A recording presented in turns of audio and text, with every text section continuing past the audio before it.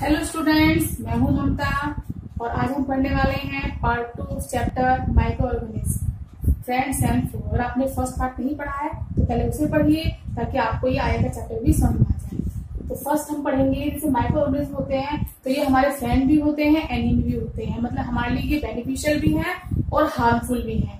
तो हम पहले पढ़ेंगे कि हमारे लिए ये फ्रेंडली कैसे है। तो फ्रेंडली माइक्रो ऑर्गेनिज्म ये बहुत चीजों में काम आते हैं हमारे। तो फर्स्ट है मेकिंग कर्ड एंड ब्रेड। जैसे आपने घर में देखा होगा, आपके घर में दही जमाई जाती है, कर्ड बनाया जाता है, तो कैसे बनाते हैं हम? दूध से।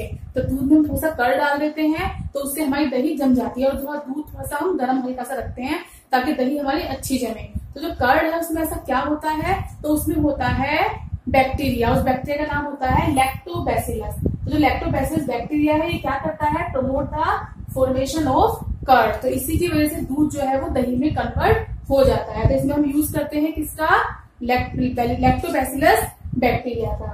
सेकंड है जो बैक्टीरिया और यीस्ट होती है are harmful for the fermentation of rice, idlis and dosa batter. आपने देखा होगा कि राइस की इडली जो बनाई जाती है या डोसे का जो बैटर बनाया जाता है तो उसमें भी हम बैक्टीरिया यीस्ट को भी यूज करते हैं। तो उसी से हम मिलाते हैं उसको, यीस्ट को, और उससे फिर क्या बन जाती है हमारी राइस इडली या फिर जो डोसा बैटर होता है वो तैयार हो जाता है। Yeast is also used in the baking industry for making breads, pastries and cakes. तो ये बेकिंग इंडस्ट्री होते हैं, ब्रेड बनाते हैं, पेस्ट्री बनाते हैं, केक बनाते हैं।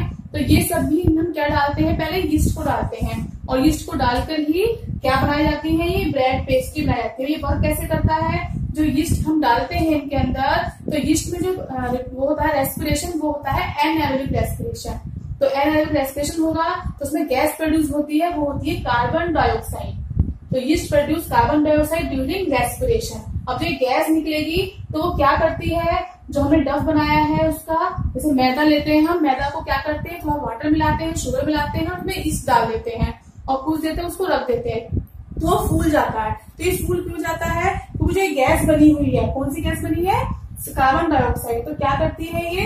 इसको जो गैस है fill the dough and increase its volume, इसका वॉल्यूम जो है बढ़ा देती है। तो इसी की वजह से क्या होता है, जो हमारा ये मैदा हमने जो मली है इसका साइज जो है वो बड़ा हो जाता है। और इसी बेस्ड होती है बेकिंग इंडस्ट्री, जिससे क्या बनाते हैं हम? ब्रेड बनाते हैं, पेस्ट्री बनाते हैं और केक बनाते हैं। जो नेक्स्ट यूज है वो है commercial use of micro organism, यानी कि लार्ज स्केल पर हम माइक्रो ऑर्गेनिज्म का यूज करते हैं।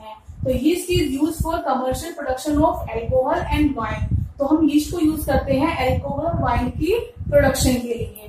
तो for this process yeast act on sugar. तो यीस्ट को हम किस पे ग्रो करेंगे? शुगर पे करेंगे और शुगर को किस में कन्वर्ट कर देगा? एल्कोहल में। तो इस प्रोसेस को हम बोलते हैं फर्मेंटेशन। तो yeast act on sugar and convert it into alcohol. This process is known as fermentation. तो इसमें जो यूज करते हैं बार्ले है, व्हीट है, राइस है या क्रश्ड फ्रूट जूस है, तो इनमें नेचुरल शुगर प्रेजेंट होती है। तो इसमें हम क्या करते हैं? ग्रो कर देते हैं यीस्ट को। तो यीस्ट क्या करेगी? इनको किसमें चेंज कर देगी? एल्कोहल को। इस प्रोसेस को हम बोलते हैं fermentation. Fermentation is the process in which yeast convert sugar into alcohol. तो ये जो लार्ज स्केल पे हम एल्कोहल या वाइन की प्रोडक्शन करते हैं तो वो इसी पर बेस्ड होता है। तो नेक्स्ट यूज है माइक्रो ऑर्गेनिज्म का, वो है मेडिसिनल यूज। तो इसमें क्या है? एंटीबायोटिक्स की फॉर्मेशन के लिए हम माइक्रो ऑर्गेनिज्म का यूज करते हैं। अब एंटीबायोटिक्स क्या होती है? तो जो आप कहीं बीमार पड़ जाते हैं, आपको फीवर आ जाता है या कुछ आपको प्रॉब्लम हो जाती है, आप डॉक्टर के पास जाते हैं और डॉक्टर आपको क्या देता है? आपको टैबलेट देता है या इंजेक्शन लगाता है, तो वो होती है एंटीबायोटिक्स। तो एंटीबायोटिक्स क्या है? तो antibiotics are medicine obtained from microorganism that are used to kill or stop the growth of disease causing microorganism. जो एंटीबायोटिक्स होती है ये भी हमें किससे मिलती है? माइक्रो ऑर्गेनिज्म से ही मिलती है।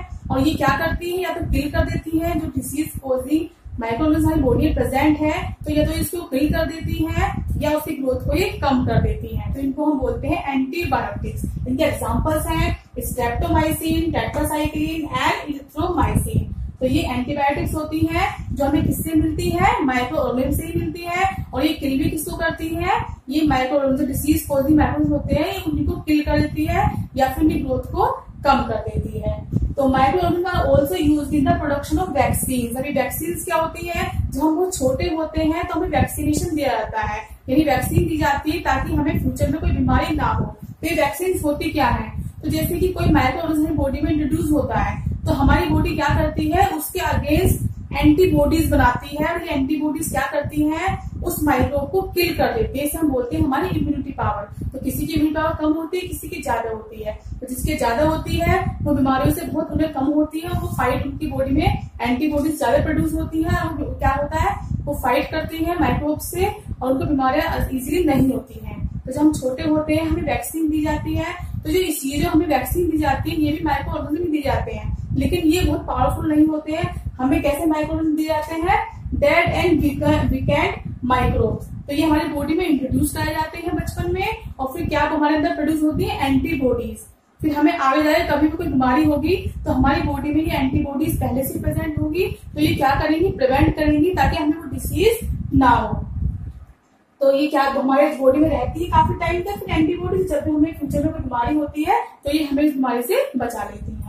ऐसे ही स्मॉल पॉक्स है, स्मॉल पॉक्स की जो वैक्सीन है, जो उसका इन्वेंशन किया था वो किया था एडवर्ड जेनर ने। तो ये भी आप याद कर लीजिएगा अच्छे से कि स्मॉल पॉक्स की जो वैक्सीन है एडवर्ड जेनर ने उसका इन्वेंशन किया था। अब नेक्स्ट यूज है माइक्रो ऑर्गेनिज्म का, वो है क्लीनिंग द एनवायरनमेंट। कि हमारे जो एनवायरनमेंट है उसको क्लीन करने का काम भी कौन करता है, माइक्रो ऑर्गेनिज्म भी करते हैं। जैसे आप देखते हैं प्लांट्स हैं, एनिमल्स हैं, मर जाते हैं वो, तो उसका वो कहाँ जाते हैं, तो वो उनको डिकम्पोज कौन करता है उनकी बॉडी को, तो वो काम कौन करता है, माइक्रो ऑर्गेनिज्म ही करते हैं। क्या करते हैं, जो कॉम्प्लेक्स ऑर्गेनिक मोलिक्यूल्स हैं उनको सिंपलर हार्मलेस सब्सटेंसेस में चेंज करने का काम कौन करता है, माइक्रो ऑर्गेनिज्म करते हैं। इसीलिए हम इनको क्या कहते हैं, डीकम्पोजर्स भी कहते हैं, क्योंकि डिकम्पोज करते हैं जो ऑर्गेनिक मोलिक्यूल्स हैं उनको सिंपलर मोलिक्यूल्स में डीकम्पोज करने का काम करते हैं। That's why they are also called decomposers. तो देखिए, the micro organism decompose dead organic wastage of plants and animals by converting them into harmless simpler substances. अब इन्होंने क्या किया है, जो भी कॉम्प्लेक्स मोलिक्यूल्स है ऑर्गेनिक सब्सटेंसेस थे उनको सिंपलर में हार्मलेस में चेंज कर दिया है, और वापस से कहाँ गए सब्सटेंसेस, सोइल में आ गए हैं। तो फिर से इनको प्लांट्स यूज करेंगे और फिर इनको एनिमल्स भी यूज करेंगे, तो ये वापस से क्या होगा, रिसाइकल हो जाएगा इनका चीजों का। तो these substances are again use by other plants and animal. In this way they help in keeping the environment clean. तो इस तरीके से हमारे एनवायरमेंट को क्लीन करने का भी काम कौन करता है, माइक्रो ऑर्गेनिज्म। लास्ट यूज है इसका, वो है इंक्रीज सोयल फर्टिलिटी। तो ये सोयल की फर्टिलिटी बढ़ाने में भी काम आते हैं। तो कुछ बैक्टीरिया और ब्लू ग्रीन एल्गी क्या कर सकते हैं, वो जो एटमोस्फेरिक नाइट्रोजन गैस होती है उसको ये फिक्स कर सकते हैं, और इस फॉर्म में फिक्स करें कि प्लांट उसको ले पाए। क्योंकि जो एटमोस्फेयर में नाइट्रोजन गैस होती है वो फ्री फॉर्म में होती है, गैस फॉर्म में होती है, तो उसको प्लांट जो है इस फॉर्म में एब्जॉर्ब नहीं कर सकता है। लेकिन जो प्रोटीन बनानी है प्लांट्स को, तो उनको नाइट्रोजन गैस चाहिए, लेकिन वो नाइट्रोजन गैस की फॉर्म में तो ले नहीं सकता है। तो ये क्या करते हैं, जो कुछ बैक्टीरिया है या ब्लू ग्रीन एल्गी है, ये फिक्स करते हैं नाइट्रोजन गैस को from the atmosphere to enrich the soil with nitrogen. और जो नाइट्रोजन को उसको फिक्स करके कहाँ ले आते हैं, सोयल में ले आते हैं, और इस तरह से सोयल फर्टिलिटी को ये बढ़ाते हैं। तो इसीलिए हम इनको क्या बोलते हैं, बायोलॉजिकल नाइट्रोजन फिक्सर्स भी होते हैं, फिक्सर्स ही बोलते हैं। यहाँ पे देखा होगा जो लाइकोरियस प्लांट्स होते हैं, पी है जैसे कि, तो उनकी रूट नोडुल्स होती है, उसमें बैक्टीरिया प्रेजेंट होता है, राइजोबियम। तो it can convert atmospheric nitrogen gas into a soluble form, then the plant can absorb this nitrogen. तो आपने देखा कि जो ये नाइट्रोजन होते हैं ये हमारे लिए कितने बेनिफिशियल होते हैं, इससे हमारे कितने सारे काम हैं जो होते हैं, तो ये हमारे लिए कितने बेनिफिशियल है। आई होप कि आपको समझ में आ गया हो।